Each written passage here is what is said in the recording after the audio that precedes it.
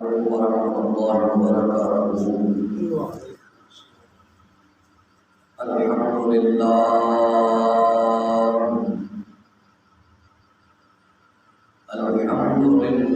نحمده ونستعينه ونستغفره ونؤمن به ونتوكل عليه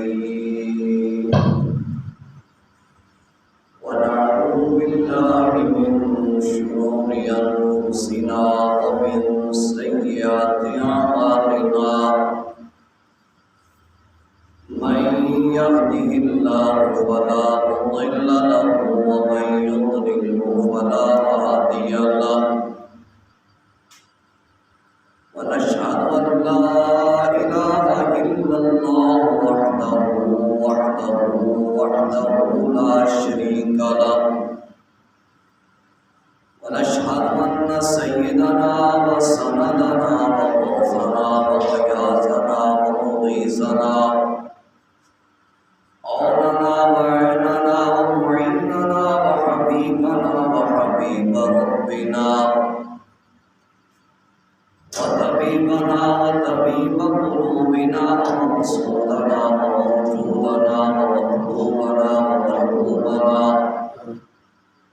ومحبوبنا ومعشوقنا أعلانا ومولانا ومهوانا وملجانا ومولانا محمدا عبده ورسوله صلى الله تعالى على حبيبه محمد وعلى آله وأصحابه أجمعين أما بعد فأعوذ بالله من الشيطان الرجيم بسم الله الرحمن الرحيم إنا فتحنا لك فتحا مبينا صدق الله مولانا العظيم وبلغنا رسوله النبي الكريم الرؤوف الرحيم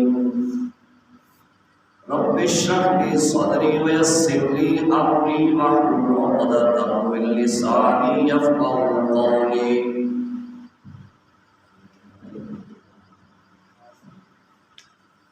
يا رسول الله انظر حالنا يا حبيب الله اسمع قالنا إننا في بحر أمر مغرق خذ يدي سهل لنا أشكالنا تج بخش فیض عالم مظہر نور خدا ناتی سارا پیر کامل کاملہ رہنما امدادکم از بد غم آزادکم در دین و دنیا شادکم یا غوث عالم دستگیر الصلاة والسلام علیکہ یا سیدی یا رسول اللہ الصلاة والسلام علیکہ یا سیدی یا حبیب اللہ الصلاة والسلام علیکہ یا سیدی یا رحمة للعالمین وعلى آلك وأصحابك يا سيدي يا خاتم النبيين اللہ رب العزت کی حمد و ثنا اللہ کے پیارے حبیب احمد مجتبی محمد مصطفیٰ جان رحمت صلی اللہ علیہ وآلہ وبارک وسلم کی ذات و برکات پر ہدیہ درود و سلام پیش کرنے کے بعد اللہ پاک کا کروڑواں شکر ہے اس نے ہمیں زندگی میں ایک بار پھر جمعۃ المبارک کی گھڑیاں نصیب فرمائی۔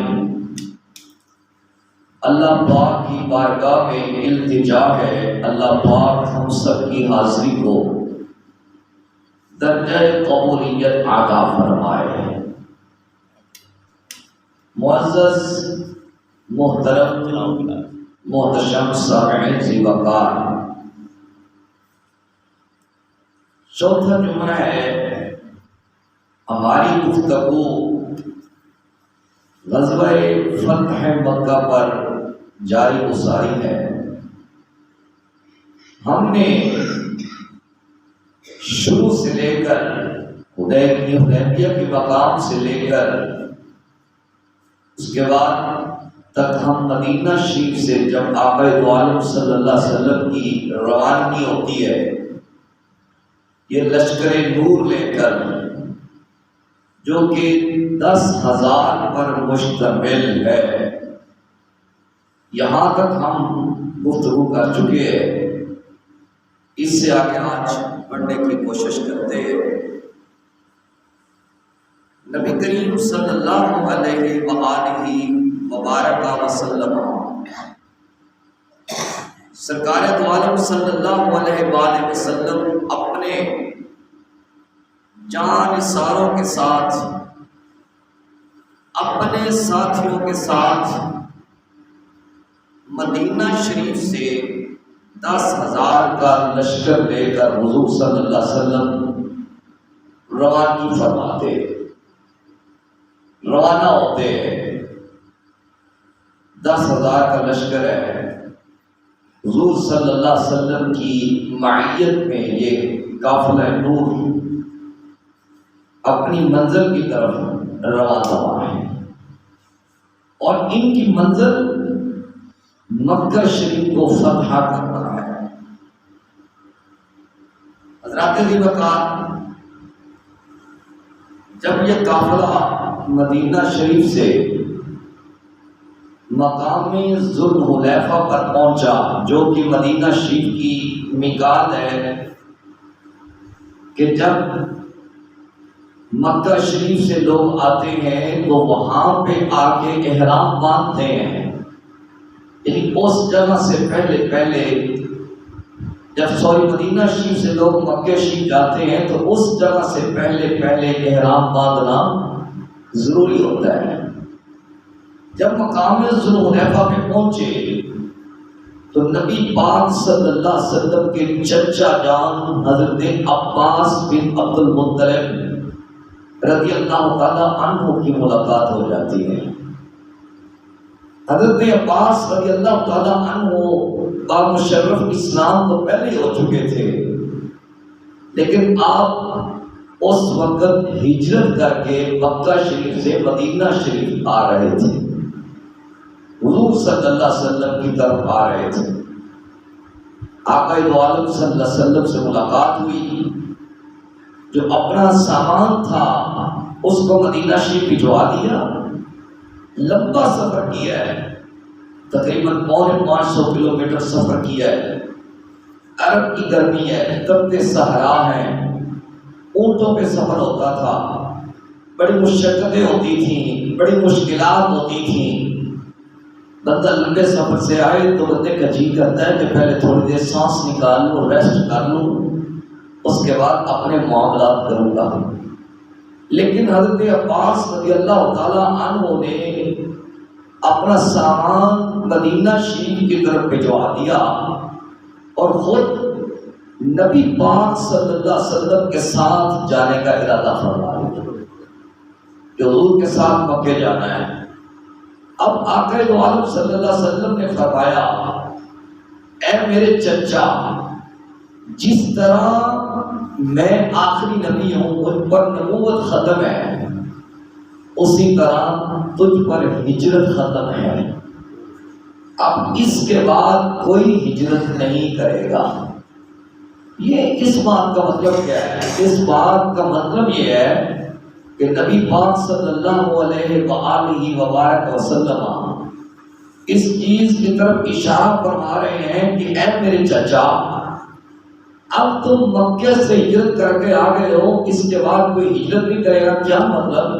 کہ اب مکہ بھی اسلام کا قلعہ بننے والا ہے، اب مکے کو ہم نے فتح کر لینا ہے، اور اگر آپ چاہیں تو آپ اپنی قیام گاہ میں ہی ٹھہر جائیں، یعنی مکے میں ٹھہر جائیں۔ لیکن حضرت عباس رضی اللہ تعالیٰ عنہ نے نبی پاک صلی اللہ علیہ وسلم کا قرب اختیار کیا، سرکار کے پاس رہنا پسند کیا۔ اس کے بعد یہ قافلہ چلتا چلتا مقام ابوا پر پہنچا۔ اب سوال یہ پیدا ہوتا ہے کہ نبی پاک صلی اللہ علیہ وسلم نے مقام ابوا کا انتخاب کیوں فرمایا؟ وہ شاید اس لیے کہ آقا دو عالم صلی اللہ علیہ وسلم نے اپنے بچپن کی ایک یاد کو تازہ کرنا تھا۔ وہ کیا تھی کہ جب نبی پاک صلی اللہ علیہ وسلم کی عمر شریف 5 یا 6 سال ہے، حضور صلی اللہ علیہ وسلم سفر کر رہے ہیں، اپنی اماں جان حضرت ام المومنین سیدہ طیبہ طاہرہ عالمہ فاضلہ اماں جی آمنہ سلام اللہ علیہ کے ساتھ، اور آپ کے ساتھ حضرت ام ایمن بھی موجود ہیں۔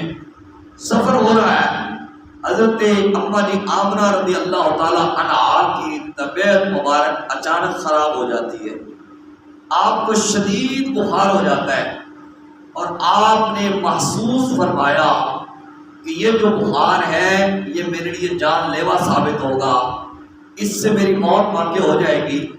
تو اماں جی آمنہ سلام اللہ علیہا رضی اللہ عنہا نے فرمایا، بیٹا محمد، تجھ کو حلیمہ نے بھی پیار کیا ہوگا، تجھ کو شیمہ نے بھی لوری دی ہوگی، تجھ کو بڑے بڑوں نے پیار کیا ہوگا، آج اپنی ماں کے سینے پر لیٹ جا، آج میں تجھ سے آخری پیار کرنا چاہتی ہوں۔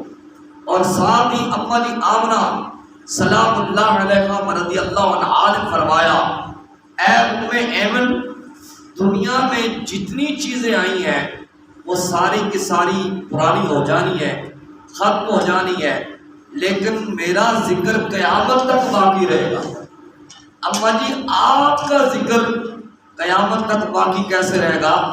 تو اماں جی نے فرمایا، میں دنیا میں ایک پاک طیب و طاہر بیٹا جنم دے کے جا رہی ہوں، جس کا نام ہے محمد صلی اللہ علیہ وسلم۔ اور اماں جی نے فرمایا، جب جب میرے اس لال کا ذکر ہوگا، جیسے جیسے میرے اس لال کا ذکر ہوگا، جہاں جہاں اس کا ذکر ہوگا وہاں وہاں میرا ذکر ہوگا، جہاں جہاں اس کی بات ہوگی وہاں وہاں میرے نغمے پڑے جائیں گے، میری باتیں کی جائیں گی۔ تو اس لیے نبی پاک صلی اللہ علیہ وسلم نے مقام ابوا کا انتخاب کیا کہ اپنی اماں جان کی قبر مبارک کی جاتے جاتے زیارت کرتے جائیں، اپنی اماں جی کے مزار سے ہوتے چلے جائیں۔ اور یہ شاید مقام ابوا کا انتخاب اس لیے بھی کیا تھا کہ نبی پاک صلی اللہ علیہ وسلم اپنی اماں جان کی قبر پر حاضر ہو کے بتلانا چاہتے تھے، اماں دیکھنا آج تیرے بیٹے محمد کو اللہ نے کیا مقام دیا، آج تیرے بیٹے محمد کو اللہ پاک نے کن شانوں سے نوازا ہے اور کن کن کمالات سے نوازا ہے۔ حضرات ذی وقار، اس کے بعد نبی پاک صلی اللہ علیہ وسلم کا مقام ابوا پہ ایک افو درگزر کا بڑا حیرت کن واقعہ پیش آتا ہے۔ 2 بندے ہیں، ایک کا نام ہے ابو سفیان بن حارث اور ایک نام ہے عبداللہ بن امیہ۔ یہ دونوں نبی پاک صلی اللہ علیہ وسلم کے پہلے دشمن تھے۔ اب یہ بارگاہ رسالت مآب صلی اللہ علیہ وسلم میں حاضر ہوئے اور انہوں نے آ کر حضور سے ملاقات کی درخواست کی۔ آقا دو عالم صلی اللہ علیہ وسلم نے ان کی درخواست کو مسترد کر دیا۔ حضور صلی اللہ علیہ وسلم نے فرمایا، آج میں ان سے ملاقات نہیں کرنا چاہتا، اس لیے کہ جب حضور صلی اللہ علیہ وسلم نے اعلان نبوت فرمایا تھا، اپنے نبی ہونے کا اظہار فرمایا تھا، نبی تو پہلے سے ہی تھے، تو ان 2 بندوں نے شدید قسم کی مخالفت کی تھی، شدید قسم کی حضور کی مخالفت کی تھی۔ تو اس لیے نبی پاک صلی اللہ علیہ وسلم نے ان سے ملنے کا انکار حضور نے فرما دیا۔ پھر حضرت ام سلمہ رضی اللہ تعالی عنہا نے ان کی سفارش کی کہ یا رسول اللہ صلی اللہ علیہ وسلم آپ کا اخلاق بڑا کریمانہ ہے، آپ کی بڑی کریم بارگاہ ہے، آپ کی بڑی رحیم بارگاہ ہے، اور یہ تو بندے آپ کی اخلاق سے محروم کیسے ہو جائیں؟ تو حضور صلی اللہ علیہ وسلم نے ام المومنین کی سفارش کو قبول فرماتے ہوئے حضور صلی اللہ علیہ وسلم نے ان کو ملنے کی اجازت عطا فرمائی، اور انہوں نے یہ بھی کہا تھا ابو سفیان بن حارث نے کہ اگر آج میری محمد صلی اللہ علیہ وسلم سے ملاقات نہیں ہوتی تو میں کہیں صحرا میں چلا جاؤں گا اور میں وہاں پہ بھوکا پیاسا مر جاؤں گا، یہ بات تو مجھے گوارا ہے، لیکن میں محمد صلی اللہ علیہ وسلم کے ملے بغیر نہیں رہ سکتا۔ پھر حضور کا اخلاق تو اخلاق ہے نا، سرکار دو عالم صلی اللہ علیہ وسلم کی تو شان یہ ہے، جتنا مرضی بڑا مجرم آ جائے، جتنا پاپی آ جائے، بس ایک مرتبہ حضور کی بارگاہ میں آ جائے، آنا اس کا کام ہے، معاف فرمانا میرے نبی پاک صلی اللہ علیہ وسلم کا کام ہے۔ حضور کی بارگاہ بڑی عظیم بارگاہ ہے، اس لیے تو پیر ناصر شاہ صاحب چشتی رحمت اللہ علیہ آپ نے فرمایا تھا جتوں مجرم بری ہندے عدالت مصطفیٰ دیے، جتوں مجرم بری ہندے عدالت مصطفیٰ دیے، کوئی جگہ دیا دے جواب وچ مسکرا دینا، کوئی جگہ لیا دے جواب وچ مسکرا دینا، پتھر کھا کے دعا دینی، پتھر کھا کے دعا دینی، عادت مصطفیٰ دی ہے، پتھر کھا کے دعا دینی، عادت مصطفیٰ دی ہے۔ حضرت ابو سفیان بن حارث رضی اللہ تعالیٰ عنہ نے اسلام قبول کیا، نبی پاک صلی اللہ علیہ وسلم کی بارگاہ میں آ گئے، حضور کے دامن رحمت میں آ گئے۔ اب سیدنا علی المرتضیٰ رضی اللہ تعالیٰ عنہ نے فرمایا اے ابو سفیان تم نبی پاک صلی اللہ علیہ وسلم کے سامنے کھڑے ہو جاؤ اور وہ کہو جو یوسف کے بھائیوں نے ان سے کہا تھا، وہ کہو جو یوسف کے بھائیوں نے ان سے کہا تھا۔ کیا مطلب؟ جب سیدنا یعقوب علیہ السلام سے بھائیوں نے، حضرت یوسف علیہ السلام کے بھائیوں نے اجازت طلب کی تھی کہ آج ہم اپنے بھائی کو شکار پر لے جانا چاہتے ہیں، تو انہوں نے کہا تھا کہ میں تمہارے ساتھ نہیں جانے دیتا۔ خیر انہوں نے ضد کی کہ ہمارا بھائی ہے، ہم اس کو نقصان کیسے پہنچا سکتے ہیں، ہم اس کا خیال کریں گے، یہ کریں گے، وہ کریں گے، مکر و فریب کیے، ساتھ لے گئے۔ کیونکہ یوسف علیہ السلام کا بڑا مقام ہے، آپ نبی بھی ہیں، رسول بھی ہیں۔ اس کے بعد انہوں نے صوبہ بندی کی کہ اس کو قتل کر دیں، یہ کر دیں، وہ کر دیں۔ آخرکار اس نتیجے میں پہنچے کہ جناب ان کو کنویں میں ڈال دیتے ہیں۔ پھر ان کو کنویں میں ڈالا گیا، پھر ان کو وہاں پہ مصر کے بازاروں میں بیچا گیا۔ پھر حضرت یوسف علیہ السلام پر وہاں پہ الزامات بھی لگے، پھر ان کو جیل کی صوبتوں میں بھی رکھا گیا۔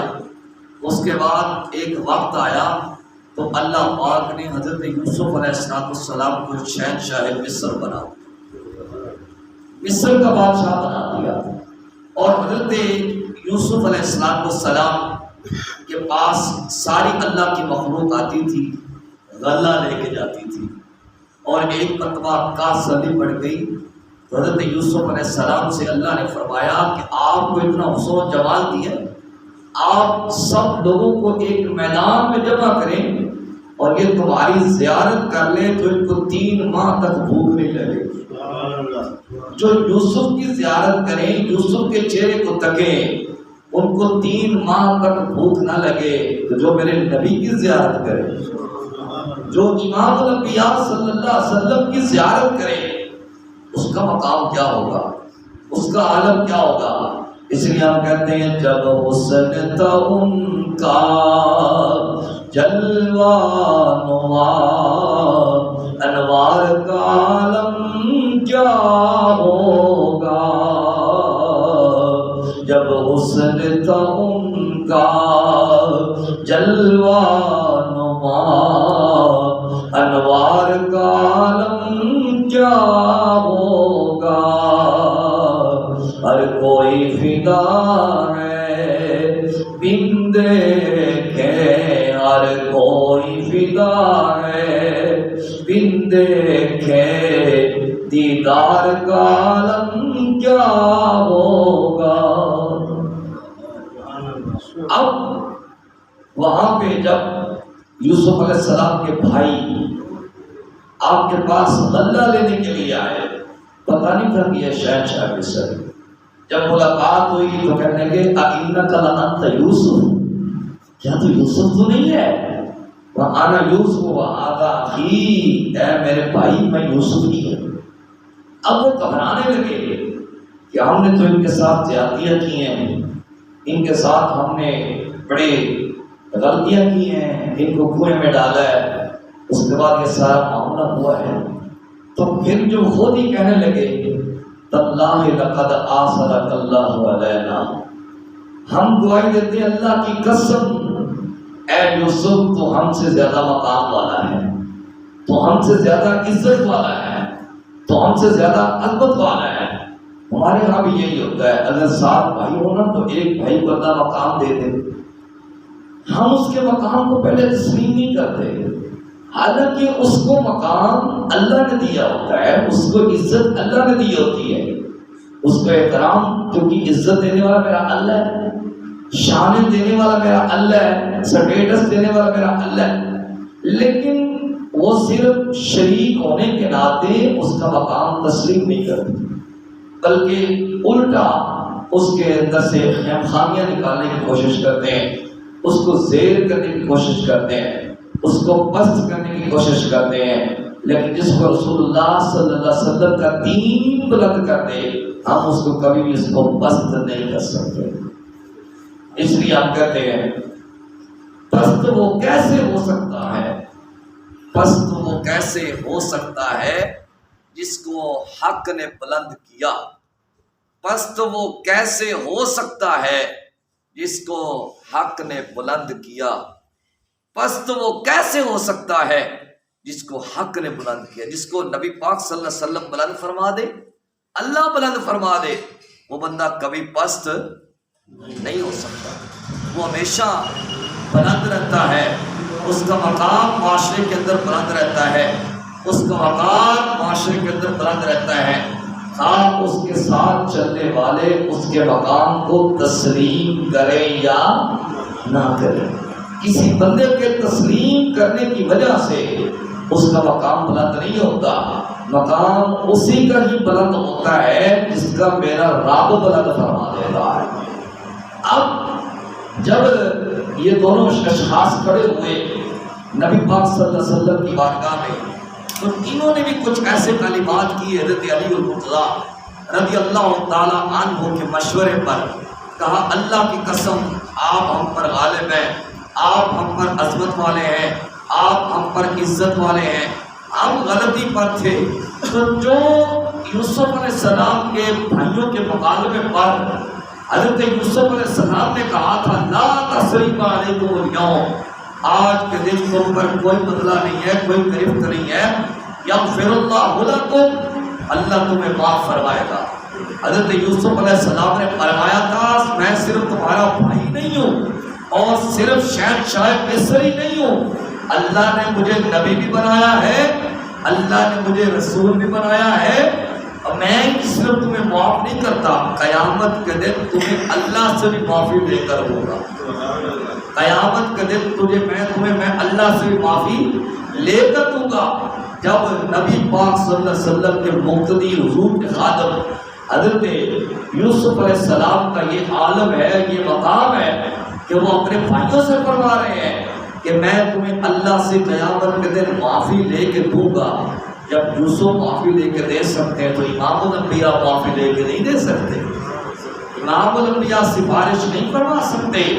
اس لیے اس بات کی بھی یقین دہانی ہو جانی چاہیے اور اس بات پر عقیدہ ہمارا پختہ ہو جانا چاہیے کہ نبی پاک صلی اللہ علیہ وسلم اللہ کی عطا کردہ طاقت سے ہماری سفارش فرمائیں۔ تو جب حضرت ابو سفیان نے یہ کلمات کہے تو آقا دو عالم صلی اللہ علیہ وسلم میں لا تسریب علیکم، آج کے دن تم پر کوئی بدلہ نہیں ہے اور تمہیں معاف کر دیا جائے گا۔ یہ وہاں پہ نظارہ ہوا، یہ عفو و کرم کا نظارہ ہوا، یہ معافی کا نظارہ ہوا کہ آقا دو عالم صلی اللہ علیہ وسلم کی خدمت اقدس میں جو بھی حاضر ہوا آقا علیہ السلام نے اس کو معاف کروا دیا۔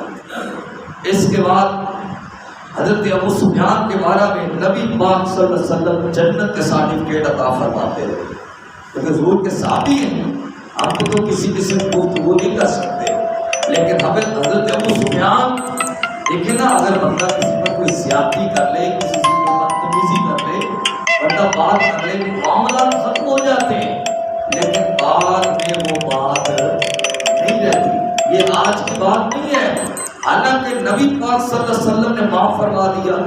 حضور نے اپنے وہاں پہ صحابیت کے اندر داخل فرما لیا حضرت ابو سفیان کو، اور حضور صلی اللہ علیہ وسلم ان کے بارے میں جنت کے سرٹیفکیٹ عطا کرتے رہے، اور حضرت ابو سفیان حضور صلی اللہ علیہ وسلم کی وہاں پہ محبت کے نغمے گاتے رہے۔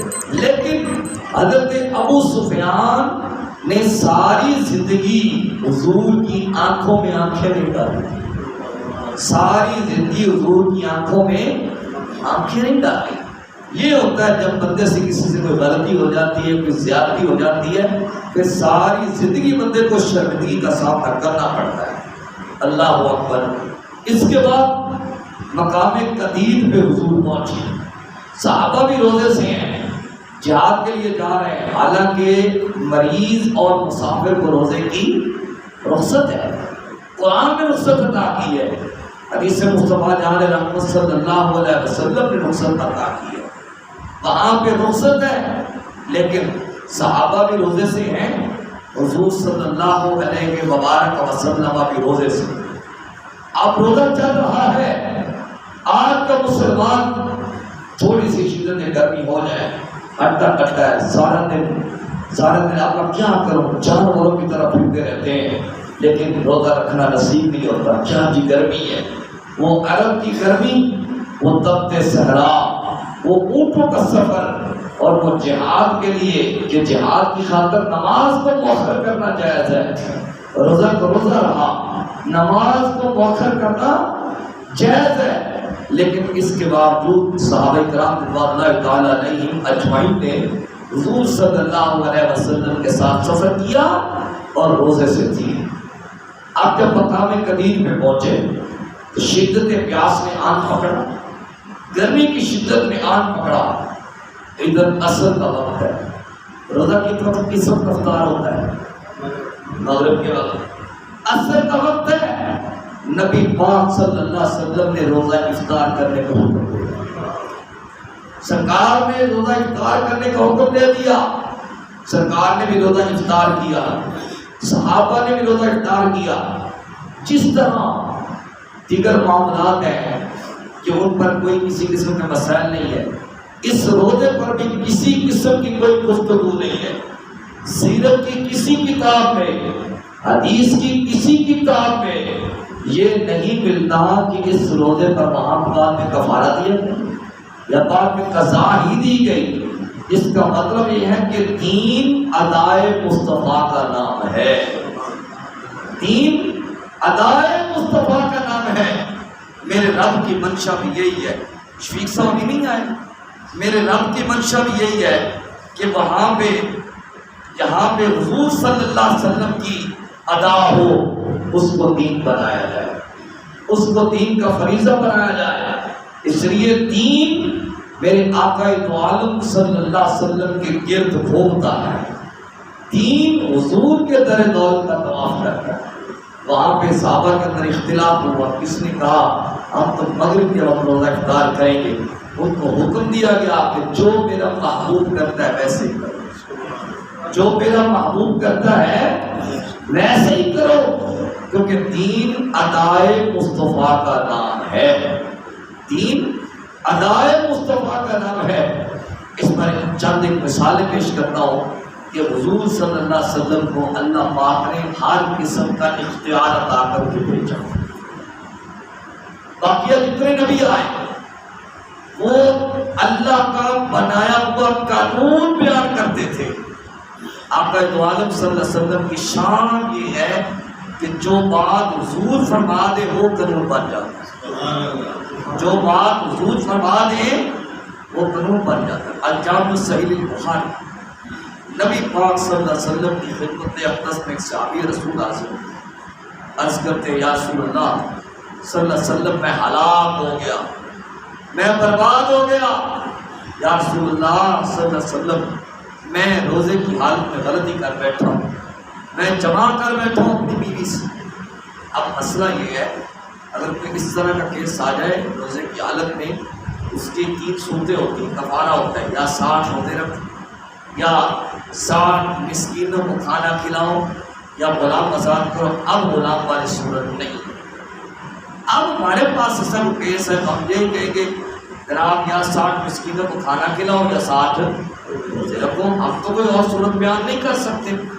جو بندہ یہ دعویٰ کرتا ہے کہ معاذ اللہ سبحان معاذ اللہ نبی معاذ بشر تھے, ہماری طرح کے تھے, پھر جناب کوئی ترمیم کر کے دکھائے. صحابی رسول صلی اللہ علیہ وسلم نے عرض کر دی, آقا دو عالم صلی اللہ علیہ وسلم نے فرمایا بھائی 60 روزے رکھو. عرض کیا یا رسول اللہ صلی اللہ علیہ وسلم ایک تو نہیں بہا نہیں سکا, 60 کیسے رکھوں گا. آقا دو عالم صلی اللہ علیہ وسلم نے فرمایا 60 مسکینوں کو کھانا کھلاؤ. عرض کیا مدینے میں مجھ سے زیادہ کوئی غریب ہی نہیں ہے, میں کس کو کھانا کھلاؤں. اب نبی پاک صلی اللہ علیہ وسلم نے فرمایا ایک غلام آزاد کرو. غلام ہے نہیں. اب اگر معاذ اللہ محض میرا نبی مجبور ہوتا, میرے نبی کے پاس کوئی طاقت نہ ہوتی, کوئی قوت نہ ہوتی, تو حضور فرما دیتے بھائی میں نے تمہیں مسئلہ بتا دیا ہے, اب جاؤ تم اپنا کام کرو. لیکن جب صحابی رسول صلی اللہ علیہ وسلم نے عرض کیا یا رسول اللہ صلی اللہ علیہ وسلم میرے پاس غلام بھی نہیں ہے, 60 روزے رکھنے کی طاقت بھی نہیں ہے, 60 مسکینوں کو کھانا کھلانے کی طاقت بھی نہیں ہے. آقا دو عالم صلی اللہ علیہ وسلم نے یہ نہیں فرمایا میں نے تجھے مسئلہ بتانا تھا بتا دی ہے, اب تو جا اپنا کام کر. آقا دو عالم صلی اللہ علیہ وسلم نے فرمایا بیٹھ جا, کیونکہ میرے نبی کی بارگاہ وہ بارگاہ ہے. اللہ پاک نے فرمایا وَأَمَّا السَّائِلَ فَلَا تَنْهَرْ, وہ سوالی جیسا بھی آ جائے اس کو چڑکنا نہیں ہے, اس کو خالی نہیں موڑنا, اس کے دامن کو بھر کے بھیجنا ہے, اس کی چولی کو بھرپور کر کے بھیجنا ہے, اس کو خالی نہیں موڑنا, اس کو مایوس نہیں لوٹانا, کیونکہ میں نے آپ کو پوری کائنات کے خزانوں کا مالک بنا کے بھیجا ہے. پوری کائنات کے خزانوں کا مالک بنا کے بھیجا ہے. اس لیے ہم کہتے ہیں خدا فرمایا محمود زمانے سارے تیرے نے. کوئی گل اسپیکر کی آواز نہیں نکلتی, تو سیدھے پڑھو خدا فرمایا محمود سارے تیرے نے, خدا فرمایا محمود زمانے سارے تیرے نے, عرش والے فرش والے دیوانے سارے تیرے نے. میں خالق ساری دنیا دا, تو مالک ساری دنیا کا کسے منگتے نو نہ موڑی کسے منگتے نو نہ موڑی خزانے سارے آقا دو عالم صلی اللہ علیہ وسلم نے فرمایا او میرے غلام بیٹھ جا. تھوڑی دیر کے بعد ایک عورت آئی, اس نے آ کے حضور صلی اللہ علیہ وسلم کی خدمت اقدس میں کھجوروں کا ٹوکرا پیش کیا. جب کھجوروں کا ٹوکرا پیش کیا گیا اس میں غالباً 80 دانے تھے. آقا دو عالم صلی اللہ علیہ وسلم نے فرمایا آئینہ سائل, وہ منگتا کدھر گیا؟ حاضر ہو گیا. کہتا ہے یا رسول اللہ صلی اللہ علیہ وسلم حکم ہو, میں حاضر ہو گیا ہوں. آقا دو عالم صلی اللہ علیہ وسلم نے فرمایا تو نے مسئلہ پوچھا تھا روزے کے متعلق. میں نے کہا 60 روزے رکھ. تو نے کہا نہیں رکھ سکتا. میں نے کہا 60 مسکینوں کو کھانا کھلا. تو نے کہا میں نہیں کھلا سکتا. میں نے کہا غلام آزاد کر.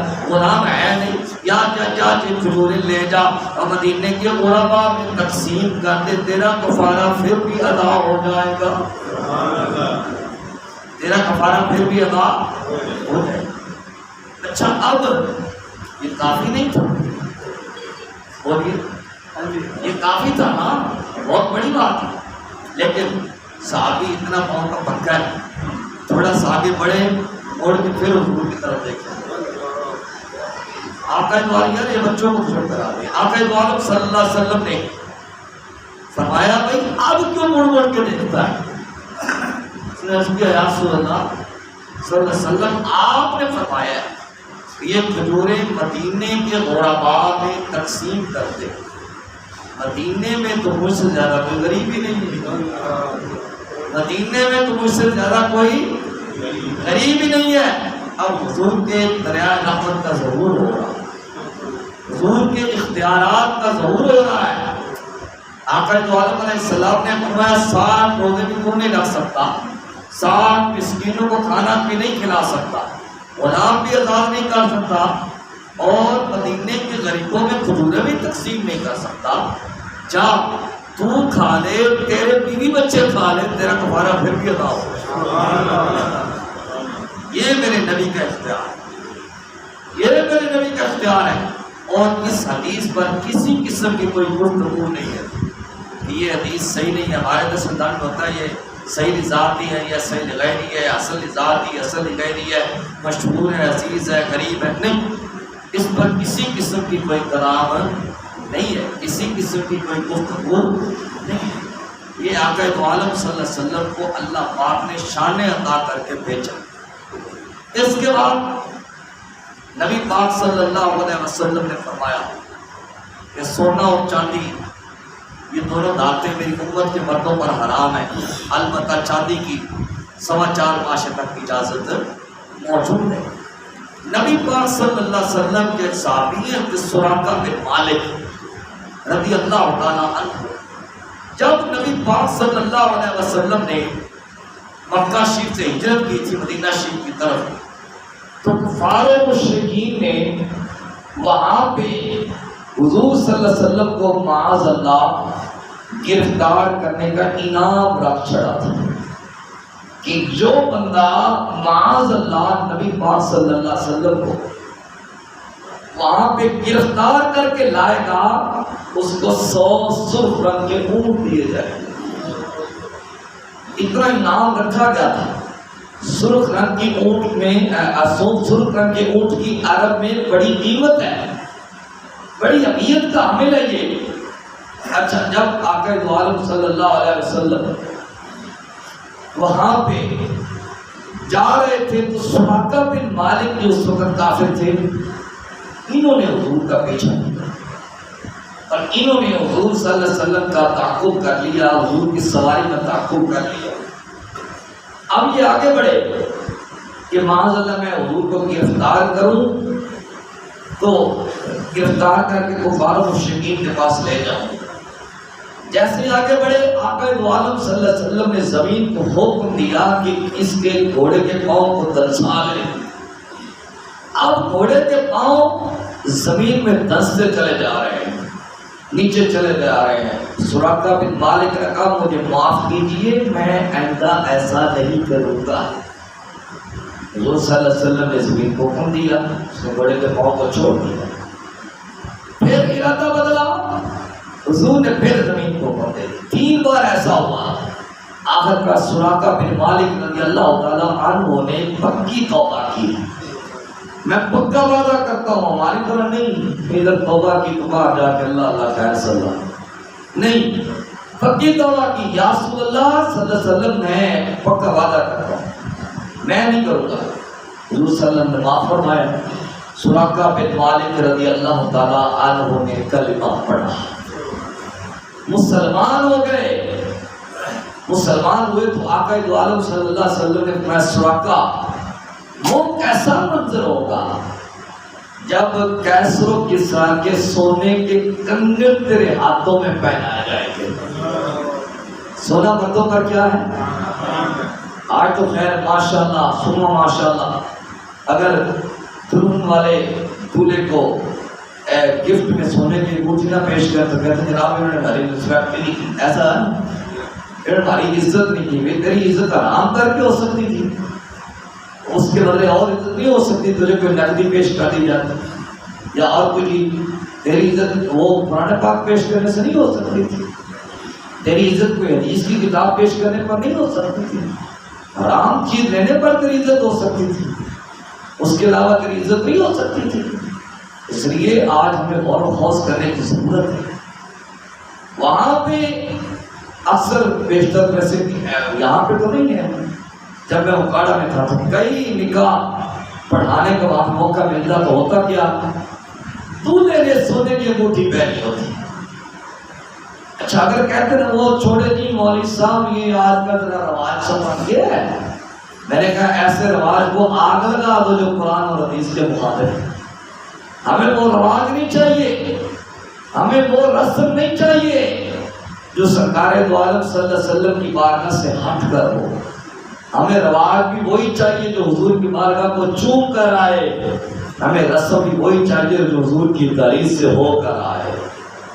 اچھا اب نبی پاک صلی اللہ علیہ وسلم نے فرمایا سراقہ بن مالک وہ کیسا لمحہ ہوگا جب تیرے ہاتھوں میں سونے کے کنگن پہنائے جائیں گے۔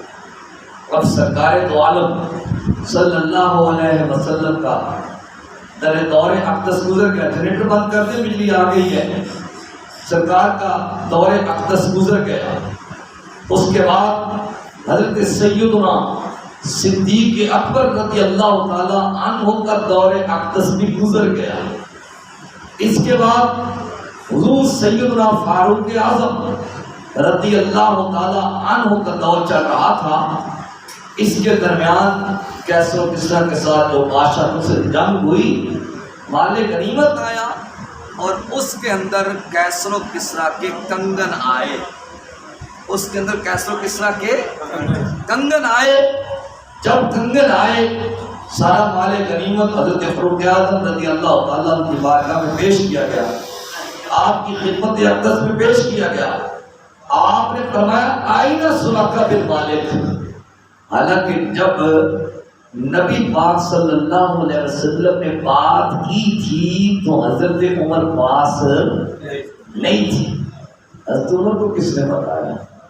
حضور نے تو ایسی کوئی بات نہیں کی، حضور نے بات کی، اللہ نے حضرت عمر کو بتایا۔ ہم بھی یہی کہتے ہیں کہ حضور صلی اللہ علیہ وسلم کو علم غیب اللہ نے دیا ہے، حضور کا ذاتی علم نہیں ہے۔ بات تقریباً 10 سال پہلے ہو رہی ہے، صحرا میں ہو رہی ہے، سفر میں ہو رہی ہے، حضرت عمر پاس نہیں ہے، بات ہو گئی، حضور کا دور گزر گیا، صدیق اکبر رضی اللہ عنہ کا دور اقدس گزر گیا، حضرت فاروق اعظم کا دور چل رہا ہے، سونے کے کنگن آئے۔ آپ نے فرمایا آئینہ سراقہ بن مالک، سراقہ بن مالک کدھر ہے؟ ایک بندہ گیا بازار میں پھر رہے تھے، میں سراقہ بن مالک آپ کو امیر المومنین بلا رہے ہیں، آپ کو امیر المومنین بلا رہے ہیں۔ ڈر گئے، گھبرا گئے کہ مجھ سے کہیں غلطی تو نہیں ہو گئی، کیونکہ ایسا معاملہ تو تھا نہیں، کسی نے بلا بھی لیا تو وہ کاغذ ہے جس پہ قائد اعظم کی تصویر ہے، اللہ اللہ خیر سے بات ختم ہوگی، وہ معاملہ تو تھا نہیں۔ خیر حضرت عمر کے پاس آئے، کھڑے ہو، میں اپنے ہاتھ آگے کروں۔ انہوں نے ہاتھ آگے کیے، حضرت عمر نے سونے کے کنگن اٹھائے اور سراقہ بن مالک کے ہاتھوں کے اندر پہنا دی۔ اب صحابہ تعجب میں پڑ گئے، یہ سونا تو حضور کی امت کے مردوں پر حرام ہے، یہ عمر کیا کر رہے ہیں؟ انہوں نے سراقہ بن مالک کے ہاتھوں کے اندر سونے کے کنگن پہنا دیے۔ جب صحابہ تعجب میں پڑے تو عمر نے کہا میں نے اپنی مرضی نہیں کی، میں نے تو رسول اللہ کا فرمان پورا کیا ہے۔ چاہے تو اشاروں سے اپنے کایا ہی پلٹ دے دنیا کی، چاہے تو اشاروں سے اپنے کایا ہی پلٹ دے دنیا کی، یہ شان ہے خدمت گاروں کی سردار کا عالم،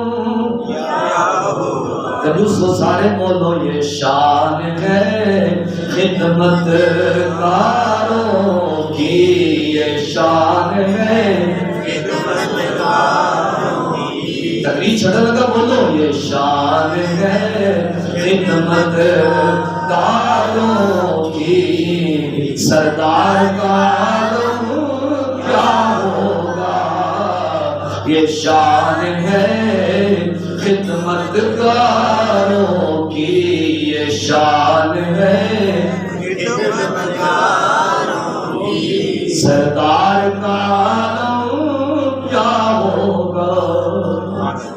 جب عمر کے علم کا یہ جب نبی پاک صلی اللہ علیہ وسلم نے بات کی ہے تو عمر پاس نہیں تھی، انہوں نے کہا میں تو رسول اللہ کا فرمان پورا کرتا ہوں۔ حضور صلی اللہ علیہ وسلم کا یہاں پہ اختیار کا پتہ چل رہا ہے کہ بقیہ جتنے نبی ہیں، جتنے انبیاء ہیں، وہ اللہ کا بنایا ہوا قانون بتاتے ہیں، آمنہ کا لال جو بولتا ہے وہ رب کا قانون ہو کے رہ جاتا ہے، آمینہ کا لال جو بولتا ہے وہ رب کا قانون ہو جاتا ہے۔